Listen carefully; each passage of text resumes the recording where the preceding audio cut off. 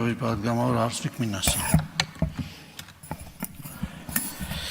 Հարգելի հայրենակիցներ, Հայաստան խմբակցությունը շրջանառության մեջ էր դրել քրեական օրենսգրքում փոփոխություն կատարելու մասին օրինագիծը, որով առաջարկում էինք քրեական օրենսգրքի գործող 136-րդ հոդվածը, որը վերաբերում է ցեղասպանություններին եւ մարդկության դեմ ուղղված հանցագործությունները հրապարակայնորեն հերքելուն, արդարացնելուն, դրանք քարոզելուն կամ դրանց վտանգավորությունը նսեմացնելու կարգավորումները փոփոխել, ավելի հստակեցնելու նպատակով ոչ միայն այս հանցագործությունների կոնկրետ սուբյեկտավորումով, այլ նաև հստակեցնելով այն իրավիճակները, երբ որ այս արարքը անվերապահորեն կառաջացնի քրեական պատասխանատվություն։ Մեր համար հիմք էր հանդիսացել ոչ միայն փաստացի վիճակագրական տեղեկատվությունը, որ այս հոդվածով որևէ անգամ երբևէ քրեական վարույթ չի նախաձեռնվել, թեև բազմաթիվ են եղել դեպքերը, փաստերը, երբ որ հայոց ցեղասպանության հերկման, արդարացման, մեղման ուղղությամբ հայտարարություններ են հնչել հրապարակային։ Բայց նաև երկրորդ կարևոր պատճառը նա է, որ այսօր ներկա պայմաններում, երբ իրավական կարգավորումները հատկապես չափազանց կարևոր են, որպեսզի որևէ արարքի բնութագրում տրվի ճշգրիտ, շատ կարևոր է, որպեսզի մենք կարողանանք թե հայոց ցեղասպանությունը, թե Հայաստանի Հանրապետության կողմից պաշտոնապես ճանաչված ցեղասպանությունները եւ թե նաեւ միջազգայինորեն ճանաչված ցեղասպանությունները արդարացնողների նկատմամբ կամ այն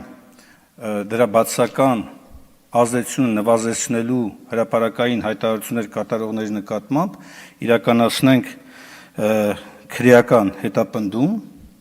որովհետև առաջինը հայոց ցեղասպանության միջազգային ճանաչման, դատապարտման առանցքային խնդիրը եղել է հայ ժողովրդի անվտանգության կարևոր բաղադրիչը։ Երկրորդ հանգամանքը նա է, որ հատկապես Արցախում էթնիկ զտումների տեսքով իրականացված ցեղասպանության եւ նաեւ դրա միջազգային ընկալումների տեսակետից չափազանց կարևոր է, որպեսզի նաև այս ուղղությամբ մենք կարողանանք հստակ իրավական կարգավորումներ առաջարկել։ Այդ ելնելով այս հանգամանքներից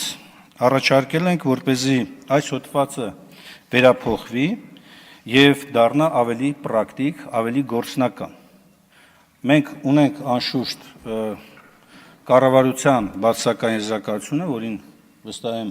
ժամանակ կլինի դեռ անդրադառնալու, ինչպես նաև փորձագիտական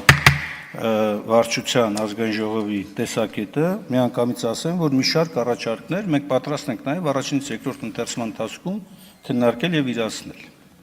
Կարծր չի այս պահին գոնե մեր դիրքորոշումը։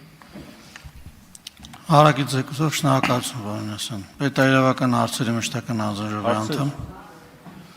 Հարցերի համար հերթագրում։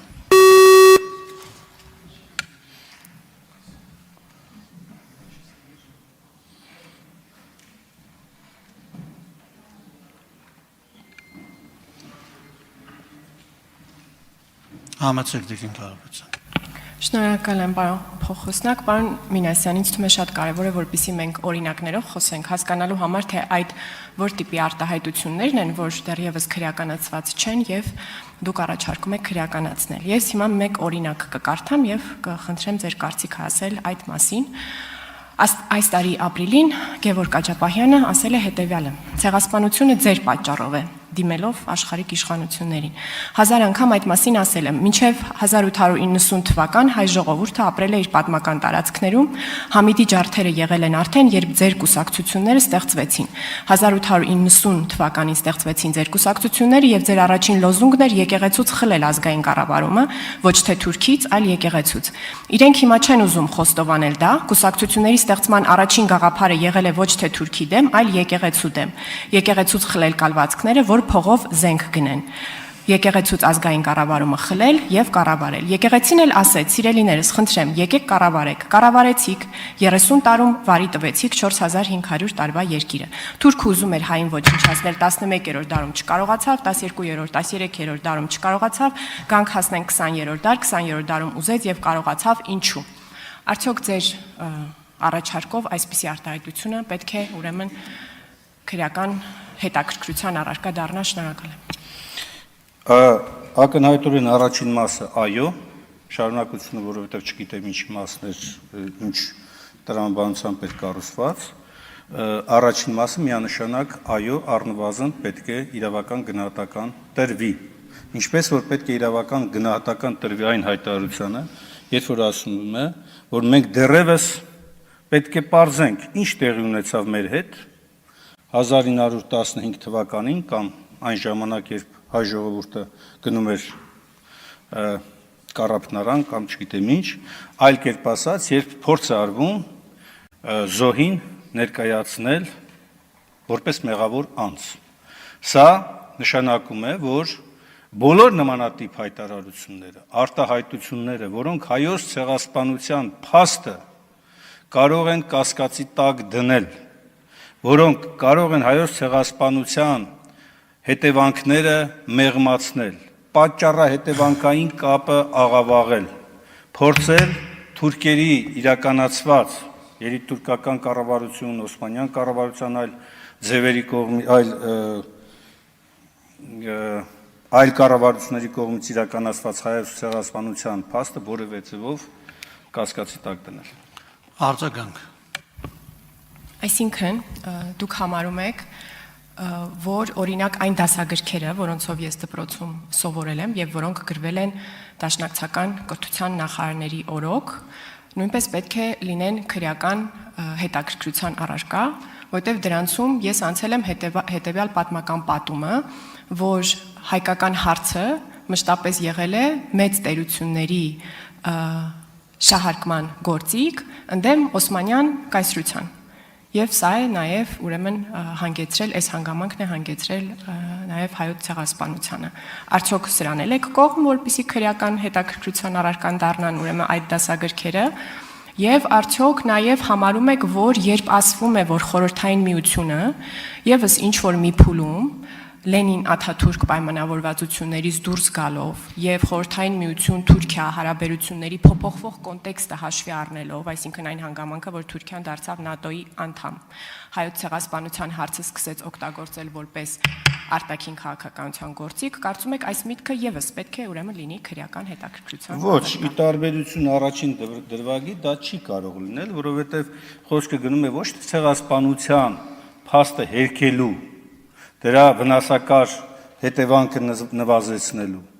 այլ այդ հարցի օգտագործմանն էր վերաբերում ձեր կողմից մատնանշված կամ տրված հղումը։ Բայց ի տարբերություն դրա, Տիկին Կարապետյան, օրինակ ձեր բազմաթիվ հայտարարություններ կարող են լինել քրեական իրավական տեսակետից առնվազն գոնե առերևույթ հնչեցրած համատեքստում ուսումնասիրության եւ իրավական գնահատականի առարկա։ Ակնհայտորեն այնպիսի արտահայտություններ, որոնցով դուք փորձ եք անում մեղմել ցեղասպանության հետևանքները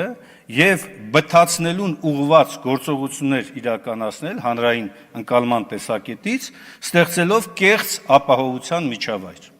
հատկապես ժամանակակից Թուրքիայի եւ նրա կրտսեր կամ ավակ, չգիտեմ ինչ եղբայր Ադրբեջանի կողմից իրականացված գործողությունների մասով։ Հարցերն ավարտվեցին։ Պարոն Մինասյան, կարող եք զբաղեցնել ձեր տեղը։ Հարգելի գործընկերներ, այսօր բաց դռներ ծրագրի շրջանակներում ազգային ժողով են այցելել Լոռու մարզի Վանաձորի Ռաֆու անվան թիվ 19 հիմնական դպրոցի աշակերտներ